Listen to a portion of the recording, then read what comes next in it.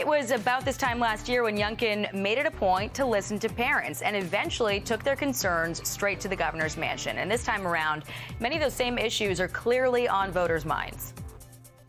The economy definitely is the issue. Between inflation with prices of everything going up, especially rent and gas. Reproductive rights is my top issue. The big thing is the border policy. That's awful. I think there needs to be a crackdown on crime. Our educational system, with the kind of education problems that we're having, the focus, which seems to be on far more than what it should be. It's not on the usual reading, writing, arithmetic. I'm even more worried about these young families. How can they afford to have the gas what it is and the price of meat? The food is expensive, the rain, Connecticut, everything is going crazy. I'm very little stressed out. Really is an issue that cuts across America. Let's go right to Republican Virginia Governor Glenn Youngkin. Governor, good to spend some time with you. I want to start off by saying that Democrats had been closing the gap in the generic preference poll, but Republicans seem to have found some new momentum in recent days. This new commitment to America that Kevin McCarthy unveiled last week, do you believe that is the prescription for victory for the Republicans in November? I do believe that we need to focus on common sense solutions to these kitchen table issues that voters across America are expressing very clearly, as you just shared. In fact, we saw it in Virginia last year, where, of course, the Democrat want to talk about things that really aren't what's affecting people every day. And it is inflation and cost of living. It's crime. It's education. It's the reality that the border is a national security crisis that's impacting all states. Virginia is a border state because of the fentanyl overdoses that we're dealing with. These are the most important issues that I think the Republican candidates are showing that we have common sense solutions to. And as I've traveled around the nation and had a chance to visit with Republican governor candidates, what we're also able to demonstrate is that states run by Republican governors have outperformed states run by Democrat governors at an extraordinary rate. Economic development, outcomes in schools, small business growth. I mean, the reality, of course, is that even a state like Virginia, where under the previous Democrat leadership, they were 47th in the nation in job recovery coming out of the pandemic. And now in the last 8 months, we've actually rocketed up into a top 20 state in job recovery. This is all about common sense solutions to these most important issues. So let me ask you this question, because you said that what's important are issues that people deal with on a day-to-day basis. The Democrats would argue that abortion is an issue that many women in America deal with on a day-to-day basis, and it is an incredibly important issue for them. Let's put up on the screen the latest Washington Post ABC News poll, how Republicans and Democrats fare against each other on all these issues. The economy, Republicans with a clear lead. Inflation, Republicans with a clear lead. Abortion, it flips around. The Democrats have got about the same percentage, and then it goes on down through crime, education, schools, climate change, and immigration. Republicans need to make this election about bread and butter issues, because the abortion message from the Democrats is what closed the gap over the long summer holiday. What can the Republicans do in the next 6 weeks to try to stretch that lead back out again? I mean, it was a bloodbath for the Republicans against the Democrats until that Dobbs decision came out. Well, let me begin with the fact that even in my election last year, my opponent tried to make the entire election about abortion. And of course, it's not something that I shied away from. I mean, Virginians elected a pro-life governor last year. Of course, the reality is that my opponent and the left liberal Democrats are the ones with the extreme views. It is extreme to promote abortion all the way up through and including birth, paid for with taxpayer money. And Virginians expressed one clear desire to have fewer abortions as opposed to more, and that the idea that abortions would be available all the way up through birth was radical. And I think Americans believe that as well. And I think that's the message that Republican candidates need to carry clearly.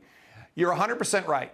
As we head into this November the 8th election, and oh, by the way, in Virginia, we're already in early voting, voters are really focusing on those issues that they care most about.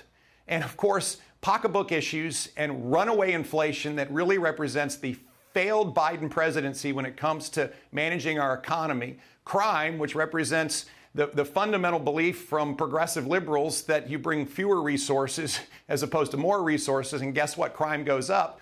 and education. And education, as everyone is now back in school, is taking its rightful place as a top issue. We saw it in Virginia.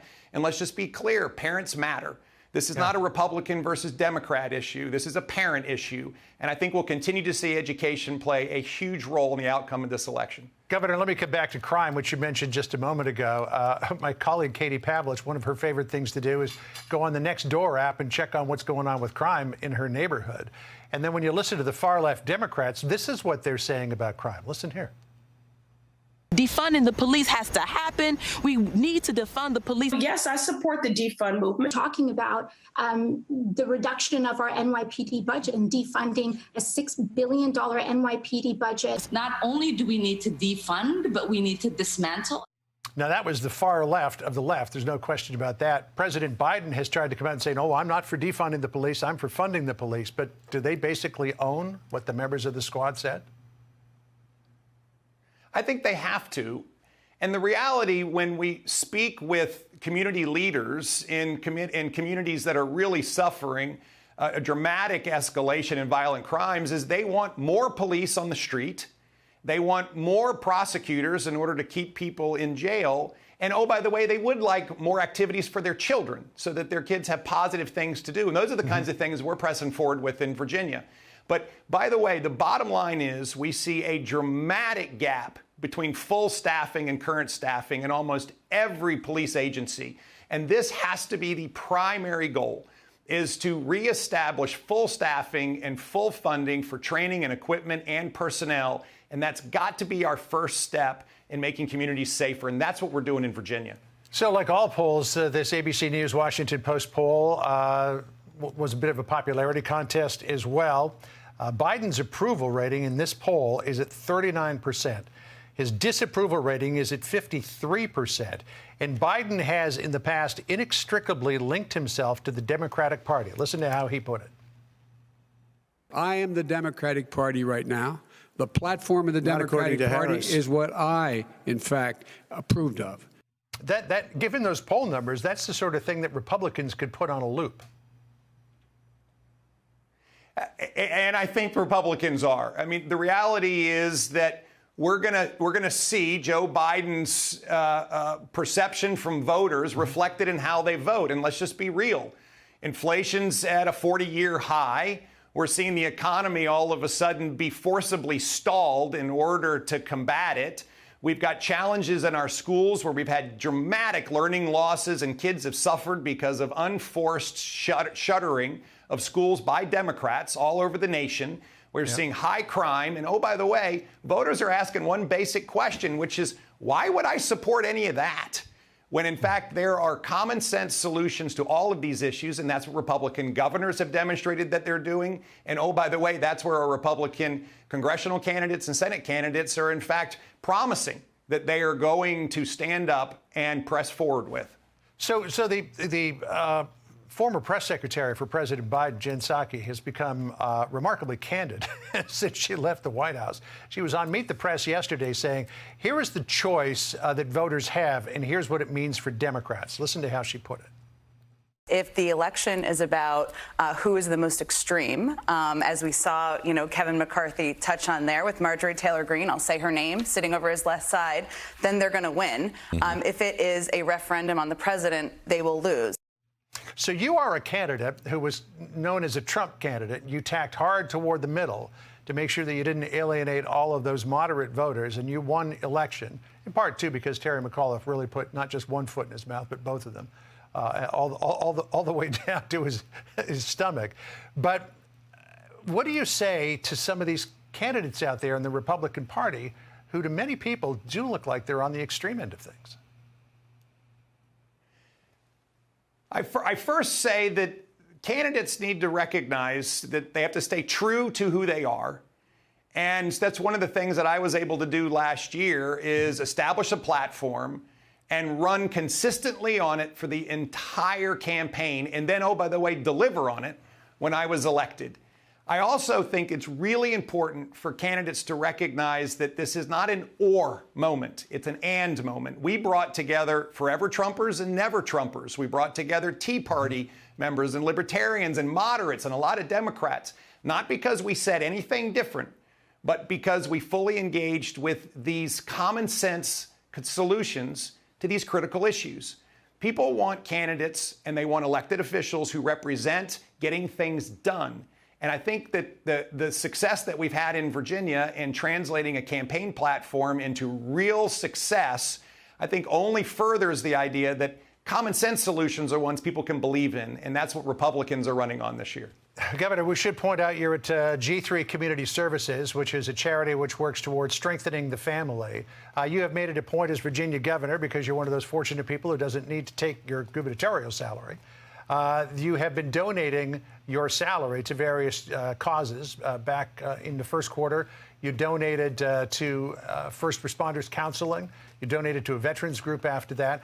Why did you choose this particular group to donate your quarter salary to? Well, G-Cube represents exactly what we think the future of education needs to reflect. The ability to have nonprofits and along with business interests working with the public school system to provide alternative tracks. And what, of course, G-Cube does is provide computer science training and coaching and, oh, by the way, credentials and everything from core coding all the way through to virtual reality. And here we have public school kids across the entire school district able to participate and to chart a different path. And maybe they'll go to work right away. Maybe they won't need to go to college and incur $70,000 or $80,000 in debt. Maybe they can, in fact, stack their education along the way with a great employer. But this is the future of Virginia's education, which is multiple pathways for kids, with computer science being a very important one. Governor Glenn Youngkin, good to spend some time with you. Thanks very much for spending some time with us this Monday afternoon. Appreciate it. Always great to be with you, and I appreciate you letting me join you. All right, thank you. We'll see you again soon. Hey, Sean Hannity here. Hey, click here to subscribe to Fox News YouTube page and catch our hottest interviews and most compelling analysis. You will not get it anywhere else.